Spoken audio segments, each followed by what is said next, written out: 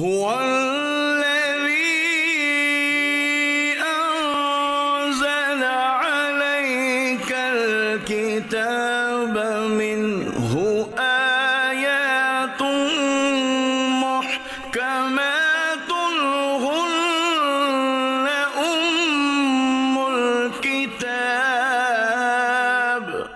وہی ہے جس نے تم پر یہ کتاب اتاری، اس کی کچھ آیتیں صاف معنی رکھتی ہیں، وہ کتاب کی اصل ہیں۔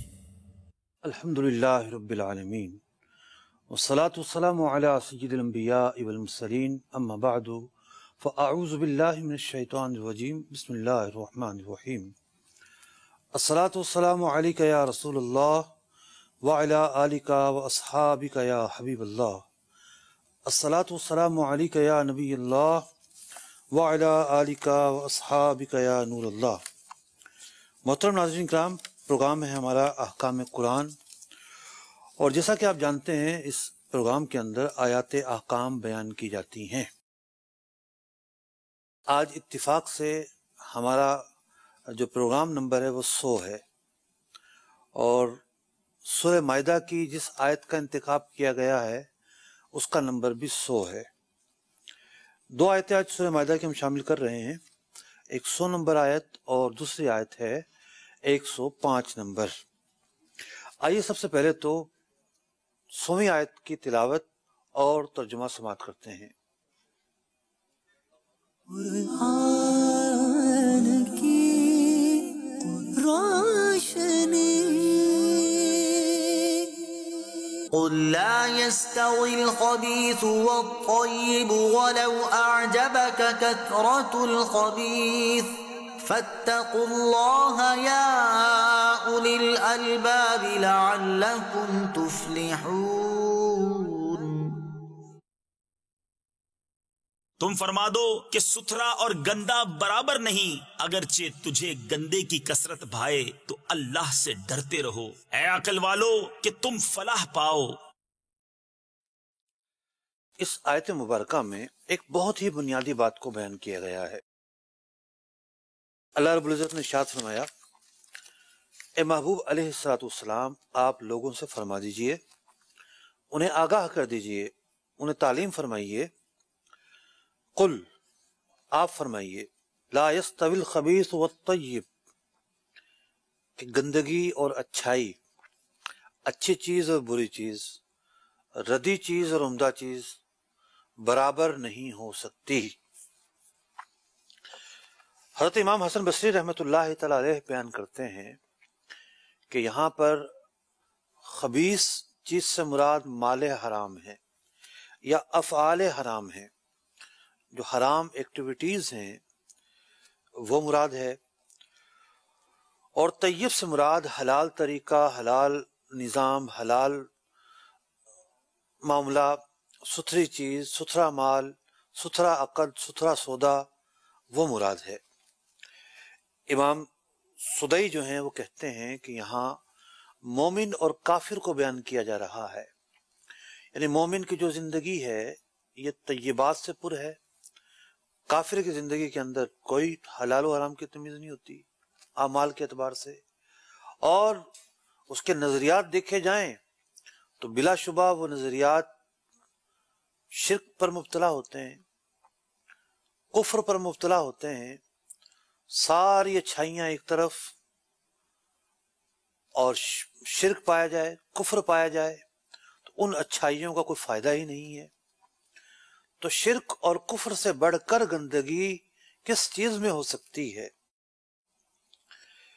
لیکن زیادہ تر مفسرین نے یہ بیان کیا کہ یہاں پر مطلقاً اچھائی اور برائی کا تقابل ہے، وہ اچھا اور برا نظام ہو، وہ اچھا اور برا طریقہ ہو، وہ اچھا اور برا مال ہو، تمام کی تمام صورتوں کو یہاں اچھائی اور برائی جو ہے اپنے اپنے پس منظر میں شامل ہے۔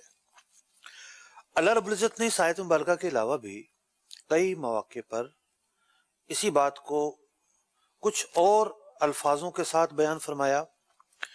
چنانچہ ایک جگہ ارشاد ہوتا ہے سورہ اعراف آیت نمبر 58،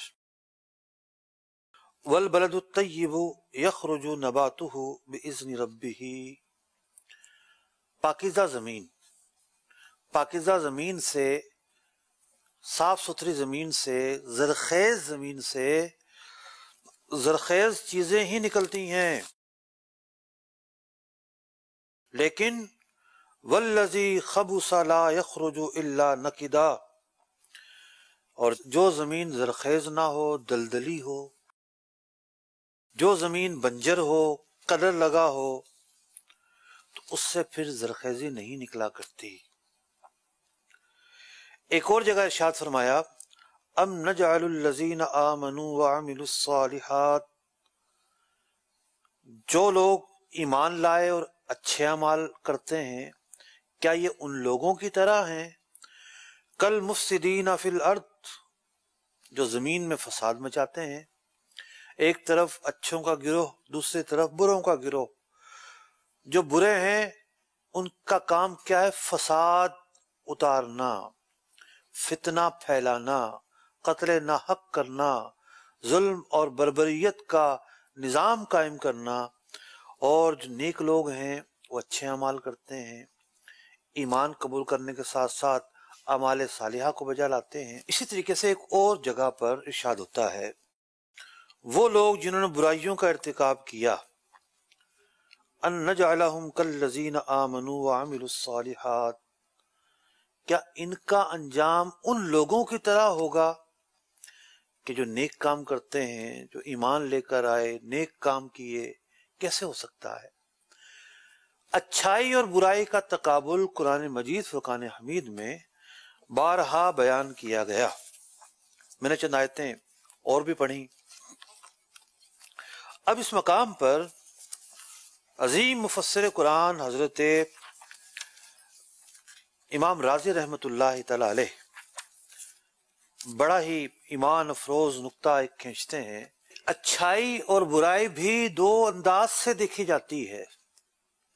وہ دو انداز کیا ہیں کہ دیکھیں، ایک یہ ہوتا ہے کہ ہم حسی طور پر کسی چیز کو دیکھیں اور وہ ہمیں اچھی لگے یا بری لگے۔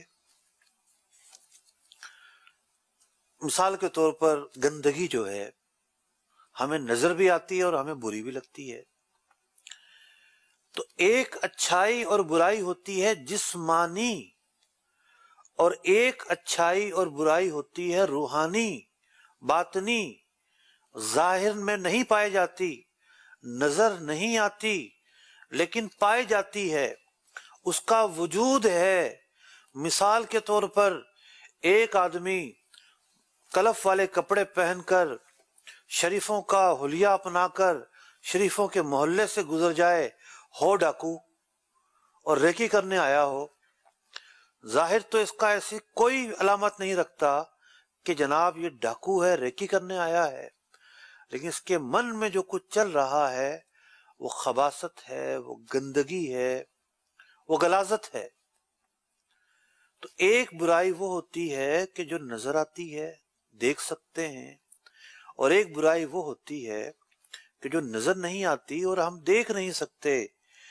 امام راضی فرماتے ہیں اخبث الخبائث الروحانیہ، ظاہری جو گندگیاں ہوتی ہیں وہ تو چھوٹی ہوتی ہیں، لیکن جو باطنی گندگیاں ہوتی ہیں وہ بڑی ہوتی ہیں، اور ان میں جو سب سے بڑی گندگی ہے وہ جہل اور معصیت کی گندگی ہے۔ بندہ جو ہے جہالت کا شکار رہے، پتہ ہی نہیں چلے گا بیچارے کو کیا صحیح کیا غلط، ایک الگ دنیا میں رہے گا۔ یہ خرابی، یہ گندگی، یہ کمی، یہ نقص ایک بہت بڑا نقص ہے۔ اور اسی طریقے سے معصیت، کہ بندہ اللہ تعالیٰ کی نافرمانی پہ اترا رہے، اس کی جو روح ہے وہ پراگندہ ہوتی رہے گی، وہ میلی ہوتی رہے گی، اس کی جو فطرت ہے وہ ایک غلط راستے پہ نکل پڑے گی۔ تو پھر فرماتے ہیں کہ جو ظاہری گندگیاں ہیں وہ تو دھل بھی جاتی ہیں، بندہ کیونکہ طبیعت جو ہے وہ اس کو ناپسند کرتی ہے، اس کو دور کر دیتا ہے، ہٹا دیتا ہے، آگے پیچھے ہو جاتا ہے۔ لیکن باطنی گندگیاں بعض اوقات ایسا قرار پکڑ لیتی ہے کہ بندہ اس کو اپنی طبیعت کا حصہ بنا لیتا ہے۔ تو بات یہ ہے کہ قرآن مجید فرقان حمید نے پہلے تو یہ بیان کیا کہ خباثت اور ستھرائی یہ دونوں الگ الگ چیزیں ہیں، یہ چیزیں ایک نہیں ہو سکتی۔ اور اس کے بعد اللہ رب العزت ارشاد فرماتا ہے، یہ تمہید تھی اور اصل بات بعد میں ارشاد فرمائی گئی۔ ارشاد فرمایا وَلَوْ أَعْجَبَكَ كَثْرَةُ الْخَبِيثِ، اور آپ بتا دیجئے محبوب علیہ السلام لوگوں کو کہ اگر کثرت ہو جائے خبیث چیزوں کی، گندی چیزیں زیادہ ہو جائیں، غلط ایکٹیویٹیز بڑھ جائیں، پھیل جائیں، تو اس کا یہ مطلب نہیں ہوگا کہ وہی حق ہیں، وہی سچ ہیں، وہی درست ہے۔ خبردار، یہ کثرت غلط باتوں کی تمہیں حیران نہ کر دے، متاثر نہ کر دے، تم اس کے قائل نہ ہو جاؤ۔ وَلَوْ أَعْجَبَكَ كَثْرَةُ الْخَبِيثِ، ہرگز ہرگز کثرت کو دیکھ کر فیصلے نہ کیجیے گا۔ تو بات یہ ہے کہ کسی چیز کا معیار کثرت نہیں ہوا کرتا، سب یہی کر رہے ہیں، پوری مارکیٹ میں یہی ہو رہا ہے، کھائیں گے کیا؟ معاشرے کے پیچھے چلنا پڑے گا، معاشرے کو بھی تو دیکھنا ہے۔ یہ جو سب چیزیں ہیں، یہ جو رویے ہیں، یہ جو ایک ٹرینڈ ہوتا ہے، قرآن کریم فرقان حمید اس ٹرینڈ کی نفی کر رہا ہے۔ جیسا دیس ویسا بھیس نہیں، حق اور سچ اس کا جو امتیاز ہے یہ رکھ کر چلنا پڑے گا۔ یہ نہیں ہو سکتا کہ جناب آپ حق اور سچ کا امتیاز ختم کر دیں، آپ وہی کریں جو سب کرتے ہیں۔ قرآن اس نظریے کی نفی کر رہا ہے۔ تو کیا ہمارے تاجر ہوں، مطلب ایک سے بڑھ کر ایک صورت ہے مارکیٹ کے اندر، ایک سے بڑھ کر ایک صورت ہے۔ میرے برابر میں ایک صاحب بیٹھے ہوئے تھے، ایک مسئلے پر ڈسکس ہوئی، سب یہی کرتے ہیں، کیا کریں گے؟ حل دیں، کوئی حل دیں۔ تو میں نے ان سے عرض کیا کہ اگر حل سے آپ یہ مراد لے رہے ہیں کہ جائز کہہ دیا جائے، کیسے ہو سکتا ہے؟ حل کا مطلب ہے کہ شریعت کا حکم بیان کیا جائے، یہ کام حلال ہے یا یہ کام حرام ہے، یہی حل ہے۔ آپ کا کام ہے دور رہنا۔ کوئلہ جو ہے صابن سے دھوئیں، سرف سے دھوئیں، شیمپو سے دھوئیں، ڈیٹول سے دھوئیں، کسی مرضی چیز سے دھوئیں، وہ کالا ہی رہے گا، وہ صاف نہیں ہو سکتا۔ کچھ چیزیں ایسی ہوتی ہیں ماننا پڑے گا یہ گندگی ہے، دور نہیں ہوگی۔ تو ایک ہمارے معاشرے میں جو ٹرینڈ ہوتا ہے، بیرون ملک میں چلے جاتے ہیں لوگ، کچھ ایسے ہوتے ہیں جن کا مذہبی رجحان جا کے اور اضافہ کرتا ہے، وہ دیکھتے ہیں کہ اذانوں کی آواز نہیں آ رہی، مسجدیں اتنی دور دور، یا تو گھر سے نکلتے تھے مسجد آ جاتی تھی، دکان سے نکلتے تھے، آفس سے نکلتے تھے مسجد آ جاتی تھی۔ تو ان کو مذہب کی اہمیت پتہ چلتی ہے۔ پھر بعض اوقات کولیگس غیر مسلم ملتے ہیں، وہ پوچھتے ہیں تم نماز کیوں پڑھتے ہو، تم کس کو سجدہ کرتے ہو، اس طرح کے سوالات بھی پوچھتے ہیں۔ پھر مسلمانوں کے ملک میں تھے تو کوئی سوال نہیں ہوتا تھا، وہاں گئے تو کچھ سوال بھی پوچھنے والے پوچھتے ہیں، تجسس میں کسی بھی طور پر۔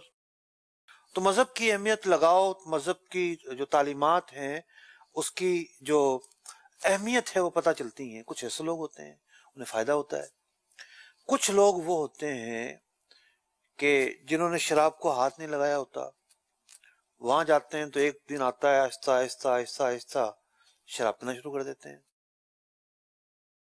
یہاں تو تصور ہی نہیں ہے حرام گوشت ملنے کا، ہاتھ کا ذبیحہ دستیاب ہوتا ہے جناب، وہاں جا کر کہتے ہیں جی ہم کہاں سے ڈھونڈیں، 2-4 دن تو سبزی یا دال پر گزارا کرتے ہیں، فش پر گزارا کرتے ہیں، پھر کہتے ہیں جی سب کر رہے ہیں تو ہم بھی کھاتے ہیں۔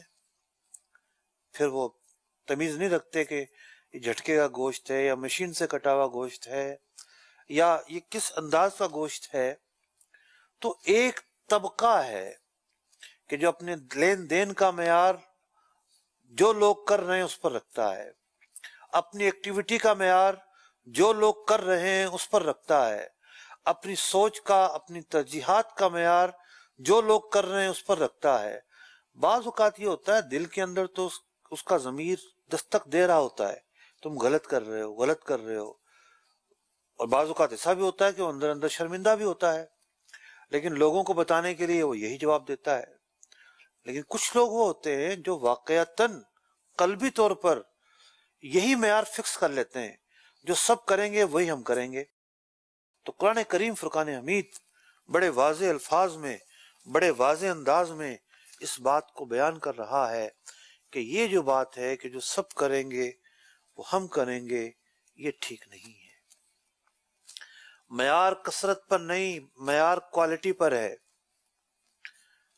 ایک طرف 1000 سیب ہوں گلے سڑے اور ایک طرف ایک سیب ہو صاف ستھرا تازہ، تو گلے سڑے کو تو کوئی نہیں کھائے گا، ہو سکتا بکریاں بھی نہ کھائیں۔ تو معیار جو ہے وہ کوالٹی پر ہوتا ہے۔ اس آیت مبارکہ کے تحت جو ایک نظام حیات ہے، بندہ ایکٹیویٹی بندے کی ہے، بندے کے فیصلے ہیں، بندہ جن چیزوں سے گزرتا ہے، وہ جو چیزیں ہیں وہ چیزیں بیان کی گئیں کہ بندے کو کیا کرنا چاہیے اور کیا نہیں کرنا چاہیے۔ اس آیت مبارکہ کی شان نزول کے اندر کئی واقعات بیان ہوئے، ایک سے زیادہ جو ہے وہ شان نزول بیان ہوا۔ چنانچہ مفسرین نے لکھا کہ بات یہ ہے، ایک صحابی رضی اللہ تعالیٰ عنہ بارگاہ رسالت میں حاضر ہوئے، عرض کی یا رسول اللہ صلی اللہ علیہ وسلم، شراب حرام قرار دے دی گئی تھی، تو جب شراب کے حرام ہونے کا حکم آیا تو وہ حضور کی بارگاہ میں آتے ہیں، عرض کرتے ہیں یا رسول اللہ صلی اللہ علیہ وسلم، میرا تو یہ کام ہے، تو شراب بیچتا ہوں، اگر آپ اتنی اجازت دیں کہ میں بیچتا ہی رہوں اور جتنا بھی نفع ہو اللہ کی راہ میں خرچ کر دوں۔ ایک انہوں نے سوچا کچھ، تو حضور اکرم علیہ الصلوۃ والسلام نے ارشاد فرمایا کہ اگر تم وہ مال جو حرام آمدنی سے حاصل ہو رہا ہے، شراب کی آمدنی سے حاصل ہو رہا ہے، اس سے حج کرو، جہاد کرو، یہ اونچی ترین اعلیٰ عبادتیں بھی کرو، تب بھی تم کو مچھر کے پر کے برابر فائدہ نہیں پہنچے گا۔ فرمایا اللہ تعالیٰ پاک ہے اور پاک مال ہی قبول فرماتا ہے۔ اس موقع پر یہ آیت مبارکہ نازل ہوئی اور اس آیت مبارکہ میں واضح کر دیا گیا کہ کوئی حرام راستے سے حلال چیز کا ارادہ کرے، جائز مقصد کا ارادہ کرے، لیکن راستہ جو ہے وہ حرام ہو، شریعت کے ممنوعات پر مشتمل ہو، اللہ تعالیٰ کی نافرمانی پر مشتمل ہو، تو اس کا جو یہ اقدام ہے یہ اقدام جائز نہیں ہو سکتا۔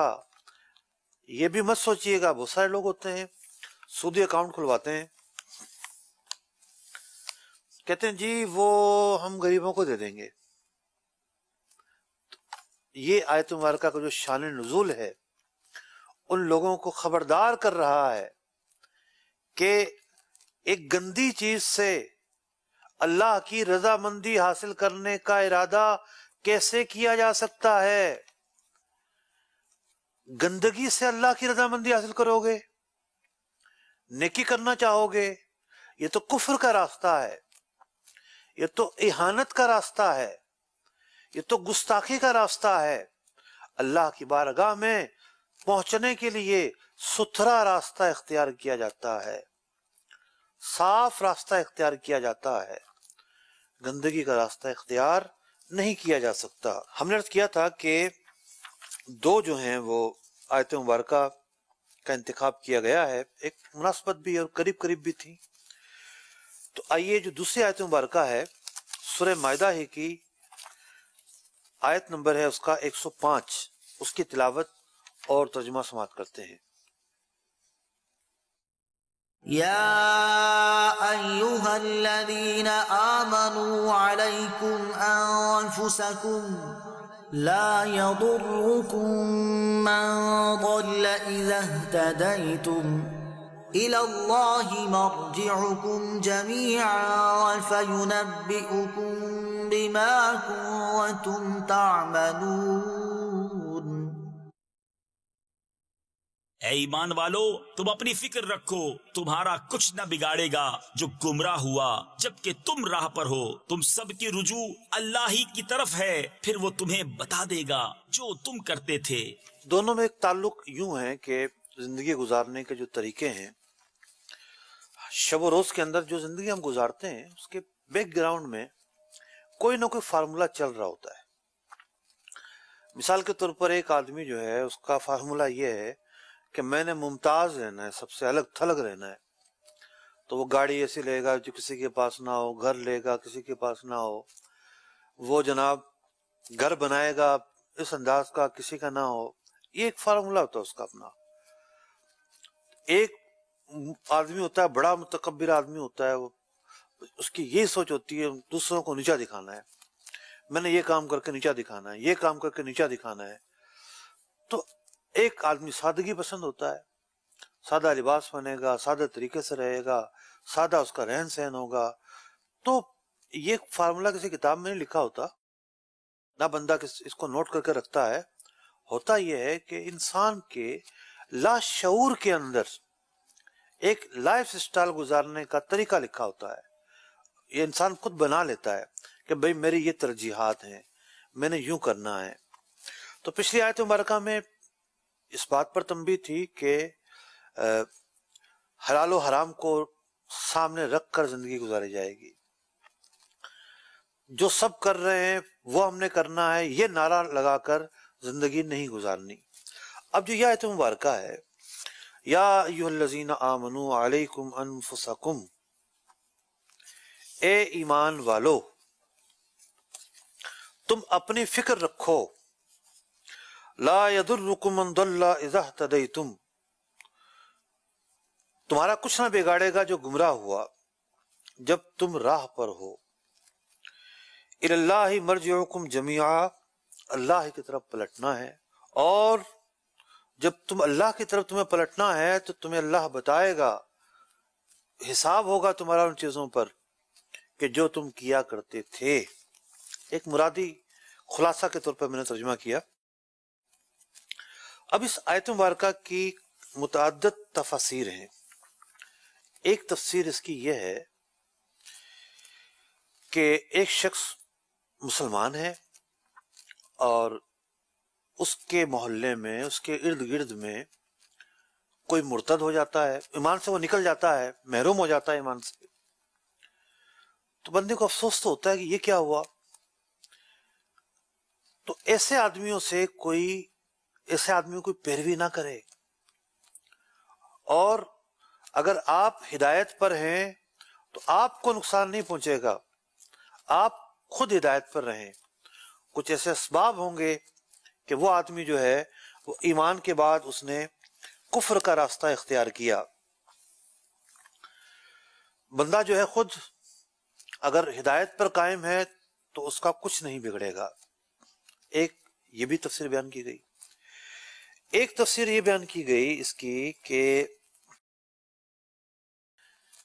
ہم نے اپنی حفاظت کرنی ہے، یا ایھا الذین آمنوا علیکم انفسکم، اے مسلمانوں اپنی حفاظت کرو۔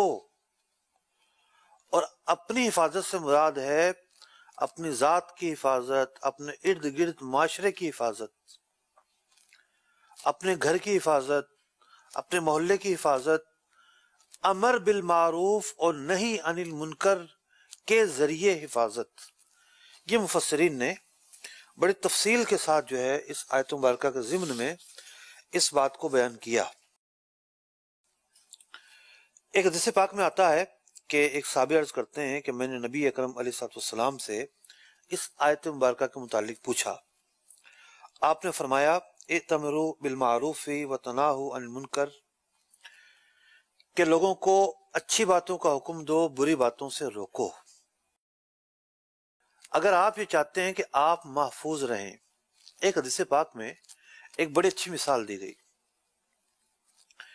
کہ کچھ لوگ ایک سفینے میں سوار ہیں، ایک کشتی میں سوار ہیں، اور وہ جو سفینہ ہے اور وہ جو کشتی ہے کئی منزلہ ہے. کچھ لوگ نیچے کی منزل پر رہتے ہیں، کچھ لوگ جو ہیں وہ اوپر کی منزل پر رہتے ہیں. اب جو لوگ اوپر کی منزل پر رہتے ہیں وہ تو آرام سے رہ رہے ہیں. نیچے والی منزل پر جو رہتے ہیں ان کے دل میں یہ خیال پیدا ہوا کہ کیوں نہ اس کشتی میں سوراخ کیا جائے. اوپر والوں کو پتا چلا تو انہوں نے کہا کہ بھئی جناب یہ آپ کیا کریں گے، سوراخ کریں گے کشتی میں، یہ تو پانی بھر جائے گا اس میں. تو انہوں نے جواب دیا کہ تم لوگ اوپر کی منزل پر رہتے ہو، تمہارا کیا لینا دینا اس نیچے کی منزل سے. خلاصہ عرض کر رہا ہوں، تو ہم اپنی منزل میں جو چاہیں کریں. تو اس پر حدیث مبارکہ میں فرمایا گیا، خلاصہ اس کا یہ ہے کہ اگر یہ نیچے کی منزل والے سوراخ کرنے میں کامیاب ہو گئے تو یہ جہاز پورا کا پورا ڈوب جائے گا. نیچے کی منزل والوں کو بھی نقصان پہنچے گا اور اوپر کی جو منزل والے ہیں ان کو بھی نقصان پہنچے گا. تو پتہ یہ چلا کہ ہم اپنے آپ کو بھی اگر بچانا چاہتے ہیں، اپنی آخرت کی بہتری چاہتے ہیں، اپنی جو نسل کی بہتری ہے وہ چاہتے ہیں، ہم گرد و پیش سے بے نیاز نہیں ہو سکتے. آپ کے محلے میں آ کے کوئی ایسا شخص رہنے لگ جائے جس کا کردار اچھا نہ ہو، پورا محلہ اعتراض کرتا ہے اور اعتراض کرنا بھی چاہیے. کسی بازار میں شراب کی دکان کھل جائے تو بتائیے خریدار تو بڑھیں گے وہاں پر، جو دکھتا ہے وہ بکتا ہے، لوگوں کی رغبتیں متوجہ ہوں گی وہاں پر. تو لوگ کہیں گے کہ جناب ختم کرواؤ یہاں سے، یہ کیا لے کر آ گئے ہو. تو بہت سارے ایسے معاملات ہوتے ہیں کہ ہم ان سے آنکھیں بند رکھتے ہیں. حدیث پاک میں فرمایا گیا، من رأى منکم منکرا فلیغیرہ بیدہ، تم میں سے کوئی کسی برائی کو دیکھتا ہے تو اپنے ہاتھ سے منع کرے گا. ہاتھ سے منع کرنا ظاہر بات ہے کہ یہ حکمرانوں کا کام ہے، اور اگر ہاتھ سے منع کرنے پر قادر نہ ہو تو پھر وہ اپنی زبان سے منع کرے گا، اور زبان سے منع کرنے پر قادر نہ ہو تو پھر اپنے دل میں برا جانے گا. باپ اپنے بچوں کے متعلق قادر ہوتا ہے کہ وہ زبان سے منع کرے. بچے گالیاں دے رہے ہوتے ہیں، ہنس رہے ہوتے ہیں لوگ، جناب ہمارا بچہ دیکھو کیا اس کی زبان چل رہی ہے، بجائے منع کرنے کے خوش ہو رہے ہوتے ہیں.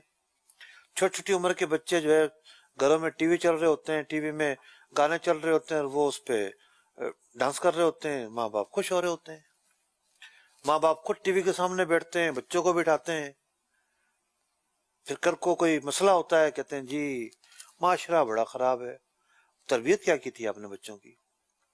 آپ نے اپنے پاس بیٹھ کے تو اپنی بیٹی کو بتایا تھا کہ عشق اور معشوقی کیا ہوتی ہے، ڈرامے میں کیا چل رہا ہے. بلکہ اس وقت تو خبریں یہ آ رہی ہیں کہ پتہ نہیں کس کس کے ساتھ پیچ لڑا کے بتایا جا رہا ہے کہ یہ آپشن بھی موجود ہیں. اس حد تک معاشرے کو خراب کیا جا رہا ہے. تو جب یہ سب کچھ چل رہا تھا تب تو آپ نے منع ہی نہیں کیا. تو باپ اپنے بچوں کو زبان سے منع کر سکتا ہے، استاد اپنے شاگردوں کو زبان سے منع کر سکتا ہے، سیٹ اپنے ملازمین کو زبان سے منع کر سکتا ہے. بہت سارے لوگ ایسے ہیں معاشرے کے اندر جو زبان سے منع کرنے پر قادر ہوتے ہیں. ایک عالم دین حق بات کو بیان کرتا ہے، برائیوں کی نشاندہی کرتا ہے، وہ اپنے زبان کے ذریعے، اپنی قلم کے ذریعے کیا غلط ہے، کیا صحیح ہے، اس کو بیان کر رہا ہوتا ہے. تو جو زبان پر قادر ہے وہ زبان سے منع کرے گا، اور جو اس پر بھی قادر نہیں تو وہ دل میں برا جانے گا. حدیث پاک میں فرمایا گیا کہ ایمان کا ادنا درجہ ہے. اگر ایک دوسرے رخ سے دیکھیں کہ اگر ہم دل میں برا جان لینا کہ یہ برائی ہو رہی ہے تو آپ یقین مانیے کہ ہم چوکنا ہو جائیں گے. دل میں ہی برا نہیں جانتے لوگ برائی کو، پتہ ہی نہیں کہ برائی ہے. احساس ختم ہو جاتا ہے بعض اوقات، اتنا دل پکا ہو جاتا ہے. مثال کے طور پر دو دوست بیٹھے ہوئے ہیں اور ایک دوست کی کلاس لے جا رہی ہے، یہ جناب اس پر ٹکا ٹکا کر حملے کیے جا رہے ہیں، اس کا مذاق اڑایا جا رہا ہے، تمسخر اڑایا جا رہا ہے. کسی کے دل میں بھی خیال نہیں آ رہا کہ یار یہ تو بیچارے کا کیا اس کی اتنی تذلیل ہو رہی ہے، اس پر کیا گزر رہی ہوگی، یہ کیا سوچ رہا ہوگا، یہ بیچارہ شرم سے پانی پانی ہو رہا ہوگا. ہر آدمی اس جگت بازی میں شامل ہوتا ہے. ہمارے اوپر غفلت طاری ہے، جو ہمارے باطن میں برائیوں نے جگہ بنا لی ہے، تو اس کا نتیجہ کیا ہوا ہے کہ احساس بھی ختم ہو گیا ہے. ضرورت اس بات کی ہے کہ روح کو معطر کیا جائے، روح کو پاکیزہ کیا جائے، روح کو ستھرا کیا جائے. اور روح کو ستھرا کرنے کی کیا اہمیت ہے؟ اللہ تعالیٰ فرماتا ہے من یطع اللہ والرسول، جس نے اللہ کی اطاعت کی، اس کے رسول کی اطاعت کی، اس کا ٹھکانہ قیامت کے دن کس کے ساتھ ہوگا؟ اس کا ٹھکانہ قیامت کے دن انبیاء کے ساتھ ہوگا، صدیقین کے ساتھ ہوگا، شہداء کے ساتھ ہوگا، صالحین کے ساتھ ہوگا. ذرا اس نقطے پر غور کیجئے گا جو میں بیان کرنے لگا ہوں. انبیاء پاک روحیں ہیں، یعنی انبیاء کی روحیں پاک ہیں، ان کا جو باطن ہے ستھرا ہے، اجلا ہے، کوڑا ہے. جو صدیقین ہیں وہ بھی اعلیٰ درجے پر پہنچے ہوئے ہیں، پاک روحوں والے ہیں. جو شہداء ہیں وہ بھی انعام یافتہ ہیں، اور جو صالحین ہیں وہ بھی دنیا کے اندر اچھے اعمال کرتے رہے. تو یہ ساری ستھری روحوں والے کل بروز قیامت ایک جگہ جمع ہوں گے. دیکھیے باطن کے ستھرا ہونے کا کتنا فائدہ ہوتا ہے.